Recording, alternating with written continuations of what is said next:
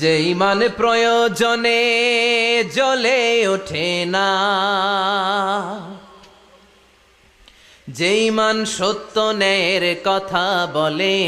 না, যে ইমান প্রয়োজনে জ্বলে ওঠে না, যে ইমান সত্য ন্যায়ের কথা বলে না, যে ইমান বাস্তবে নাই, যে ইমান অন্তরে নাই, মুখে শুধু ফাঁকা বলি, কি করে তারে বলো ইমানে বলি, কি করে তারে বলো ইমানে বলি, কি করে তারে বলো ইমানে বলি, ঠিক কি না?